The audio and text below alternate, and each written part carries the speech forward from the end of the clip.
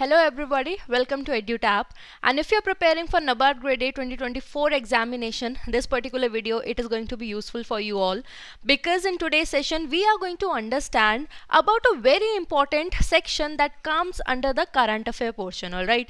So we are going to look at it and how to prepare everything we are going to understand in today's session, okay? But before starting, if we just start off with the basics, anybody who does not know what are the different components of the examination and where does this scheme it holds its place, let's just start from the beginning. All right, so in the NABARD grade examination, we know in phase 1 we have ESI and ARD component, and in phase 2 also, if you're going for generalist post, ESI and ARD, they hold a very important position, and the marks that you obtain in these are going to be the deciding factor even for entering to phase 2 and as well as in the final merit list, right? When you clear phase 1, ESI and ARD are the sections where 40 marks each sections are there, and you have to clear the sectional cutoff as well as the overall cutoff also. I hope by now you have these like basic understandings. Okay. Ab in ESI, which is your economic and social issues, and ARD, which is agriculture and rural development, we have 40 question each asked, right? Now if we analyze the previous year paper, it has been observed that in case of agriculture and rural development, out of the 40 question, we are currently we are just focusing on phase 1, okay? Out of 40 question, around 30 to 32 are asked from your static portion, means the theoretical portion, right? And around 8 to 10 questions are asked from your current affairs. Okay, if we talk about ESI, there out of 40, it has been, from past 2 to 3 analysis, it has been observed that 40 on 40, or in fact you can say 39 or 40 questions are from current affairs only directly. In phase 1, ESI static does not hold that much weightage.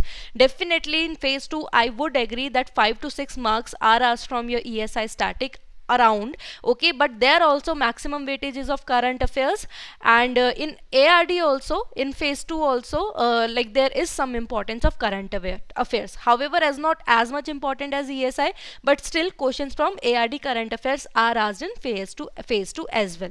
Okay, so static though we have understood, we have given a basic syllabus and we have to cover it just like that. Okay, but now if we talk about the current affairs section, in that also there are diversified questions that are asked. Okay, from current affairs, reports are asked. Okay, from current affairs, the generic news that is there related to ARD or BESI, okay, that is asked. Okay, and very important section that is also a component of current affair is schemes. And why I am saying that scheme is a very important component, because see, in ARD if you look at it, around 8 to 10 questions, for example in the cycle of 2023, 10 questions were there from current affairs, 4 were directly from schemes. And even for ESI current affair, if you look at, out of 40, all in all, like half, if you have to say, around 18 questions to 20 questions are asked from your government schemes only. So you do understand here that what is the importance of, first of all, schemes in current affairs. So if you are approaching current affairs of ESI and ARD, see, definitely you have to cover the rest of the section also, reports and the generic current affair also, but along with that, much of the focus should be given on schemes. Okay, so I hope now you just have an idea that okay, schemes, government schemes are something that we have to do. Okay, but then the first question comes, like, what are the ministries that we have to cover? Okay, so first question, of course, definitely you would have that there are so many schemes, like how, if you have to confirm that what are the ministries you have to do, right? There has to be some thumb rule or anything, right? So we will try to understand that how you can approach it. Okay, we'll start off with ARD. Now if you look at, for like generally, if you have to go for the agriculture and rural development section, what are the ministries that are coming in your mind? Okay, first can be your agriculture ministry and farmers welfare. Okay, Ministry of Agriculture and Farmers Welfare. Okay, the second component is rural development, so definitely Ministry of Rural Development. Okay, it is an important ministry when we are talking about the ARD section. Okay, then comes one more very important ministry of Fisheries, Animal Husbandry and Dairying. And I hope I don't have to tell you why this particular scheme is important, right? But because what we are doing in agriculture, we are rearing the animals only, right? We are including fisheries as well, and dairying sector also. So definitely these three ministries, they become very important important from the ARD section point of view, and whatever be the new schemes that have been launched or whatever be the flagship schemes that are running on. Flagship schemes means the major schemes that are there. For example, we have Manrega scheme. It's a very important flagship program of Ministry of Rural Development. We have Kisan Samman Nidhi Yojana, ठीक PM Kisan scheme. That is very important scheme under the Ministry of Agriculture and Farmers Welfare, right? So these are some of the ministries I have given examples which are important from the ARD perspective. But let me be just honest with you, in ARD it is easier to understand like what are the schemes that need to be covered, right? Because it's very restrictive center. But now when we talk about ESI, the ministries, they keep on expanding. Why am I saying so? Let's just start off with it, okay? ESI has E component which stands for economy. Okay, so what can be the ministries that are associated with it? Ministry of Finance, right? Apart from that, when we're talking about improving the economy, improving the GDP, so definitely our Ministry of MSME is also focusing a lot to uplift our micro, small and medium enterprises, right? So definitely it's a very important ministry. Ministry of Skill Development, which is providing skill to the people, capacity building it is doing, which can further yield them with the results, provide them with good livelihood opportunities, right? So Ministry of Skill Development, okay? Now if we talk about the social issues, now what are the social issues in India? Okay, we have providing education to everybody. It's a social issue, right? So Ministry of Education, it becomes an important ministry to cover. Gender equality, it's a important social issue that we have to cater as of now. Okay, so Ministry of Women and Child Development, it's an important ministry. Apart from that, what else it can be? Providing health facility to everybody, right? So Ministry of Health and Families Welfare, right? Ministry of Home Affairs or Urban Affairs, okay? Ministry of Home Affairs, because why so? Because like there's a lot of development that's being happening, okay? The urban level that is happening, about the roads expansion, about the providing with the sanitation facilities, right? These are all social issues. Having sanitation, having proper clean roads, it is definitely one of the issue which can bother the society, and we have to take care of it, right? But in a way, if I tell you, if I just keep on just highlighting the social issues, there will come many, and for that there will be many ministries that will come, okay? So although I have mentioned some of the important ministries, but one thing I really want to highlight, and in a way if you think, whatever be the schemes that have been launched, it is there to cater one or another social issue only, right? So we cannot really restrict ourselves that okay, these are the schemes or these are the ministries only that will be asked, definitely will be asked, okay, and others won't be asked, right? So it becomes very tedious to what to do, what not to do. And even if you look at it, for example, under Ministry of Finance, it's this particular department was made in decades before, right? Similarly, these other departments have been there for all the time. So there are a lot of schemes that are running. Even when you will study about the schemes, you would understand some schemes are 1990s. They have been launched in that time period, right? So what does it mean? It means that there are so lot of schemes. So for every ministry, if there are 100 schemes, are you going to cover every? Right, that's the major question.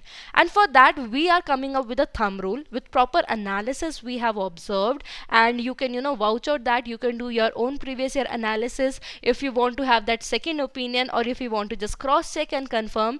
But what, instead of going ministry wise and covering such schemes which are now not even in talks nowadays, or is not making that much of an impact nowadays, it is much better, instead of going for ministry wise, you should go the schemes that are in news in that certain month, right? So before the examination, 6 months before the examinations, whatever schemes that were in news, okay, that you should cover, and those become important from the examination perspective. I will show you the examples, right? What sort of how many months were covered, or how the questions were asked, right? So till now what we have understood, we have looked at some of the ministries which are of utmost importance, but along with that we do have understood that there are n number of ministries. देखो इसमें for example what I could not highlight at that moment, Ministry of New and Renewable Energy, right? There are a lot of schemes that are coming now for the sustainable development, right? But these are not mentioned here. Why? Because again, if I just keep on mentioning the scheme or the ministry name, you have to understand that all the schemes that are launched, that is to cater one or another social issue only. So how many ministries will you cover? and how many schemes you cover. So more than that, it is better that if you just cover the schemes that are present in the 6 months time duration. ठीक है, I hope अभी तक clear है. अब now I have said that okay, for these for 6 months you have to cover the schemes that are there. ठीक है, now what to cover in a scheme, that is also important, right? So now what to cover में, let's see that these are the points. So whenever you are approaching any particular scheme, when you're studying about a particular scheme, please keep in mind that these are the points that you need to cover. The particular scheme, it belongs to which ministry. I will show you the previous year question to let you understand that you know what sort of questions are asked. But here, when afterwards you will get the PDF from our Telegram channel, there at least you have this in mind, okay, these are the things that I need to cover. Starting off, to which ministry does it belong to, what is the launch year of the scheme, what is the funding and budget allocation. See, what is the difference? Whenever a scheme has been announced, okay, government, they announce a budget as well, that this is the money that we are going to invest in this particular scheme, right? But government does not have that much money at the very moment, that you know at one instance only they are give all the money. No.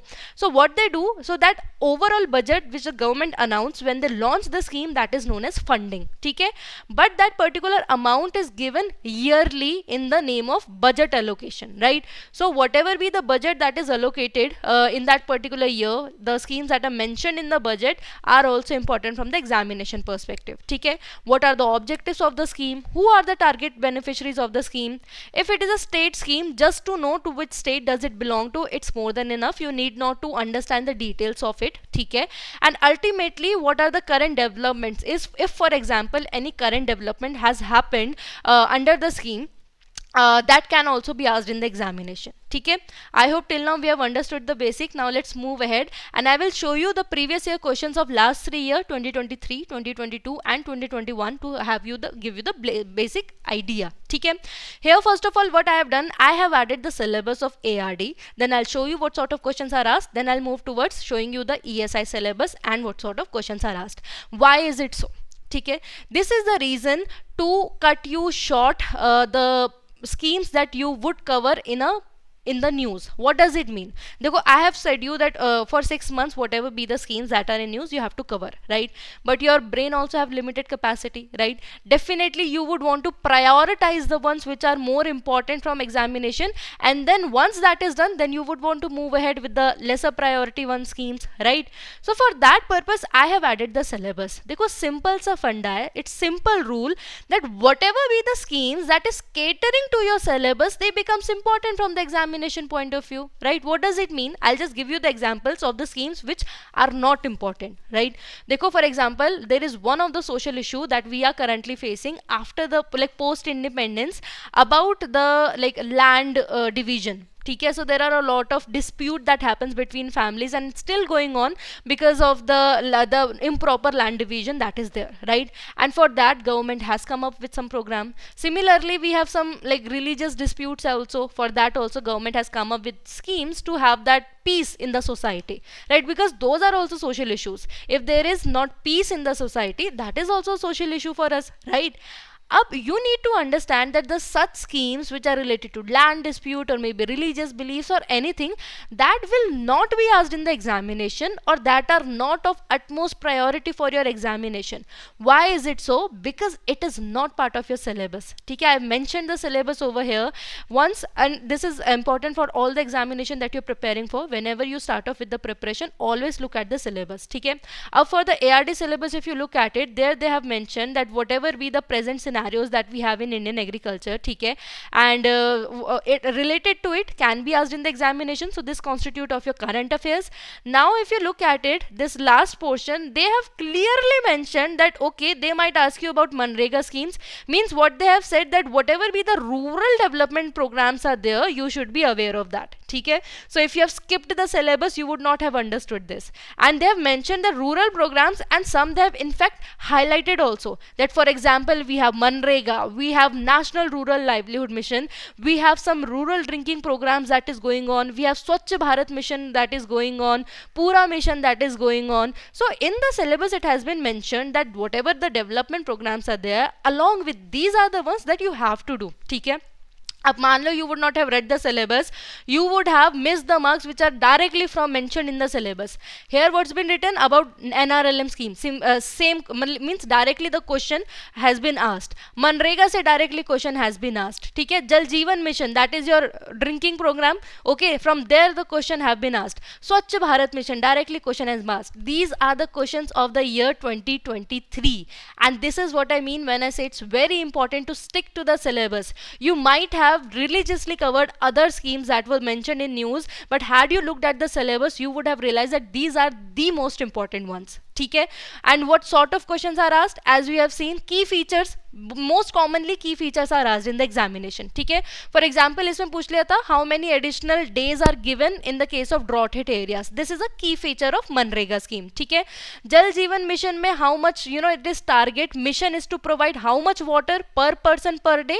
Again it's a target that we have, a target, you can say key feature that you have. ठीक है, then how many years this स्वच्छ Bharat mission phase 2 is implemented, such question is asked. ठीक है, and then for day NRLM also, उसका one of the key feature was asked that how much maximum subsidy is provided per SHG by the government. ठीक है, so such questions are asked as we have understood. अभी in ESI also you would have more clarity. Launch year is asked, ministry is asked. Then apart from that, the key features we have looked at, that how key features are asked. ठीक है, so basically in 2023 ARD section usually the key features were more asked and also about the targets. ठीक है, now अब ESI में we would have better understanding. Why is it so? Why better understanding in ESI?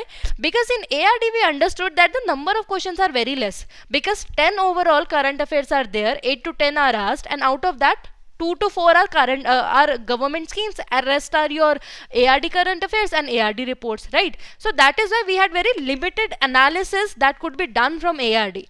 But from ESI now we are going to have that broader analysis, what sort of questions are asked. Similar things will be covered here also, which ministry they belong to, what is the launch year, what is the funding, what are the key features, who are the target beneficiaries, same thing which I mentioned in the initial slide, those things only will be covered.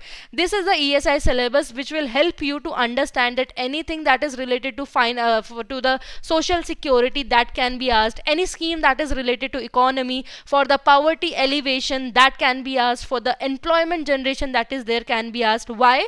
Because this is the syllabus. Please stick to the syllabus. Go for those ministries that will cater to the syllabus. Education is mentioned in your syllabus, so any scheme that is under Ministry of Education in the 6 months duration, that becomes important. How to approach a scheme?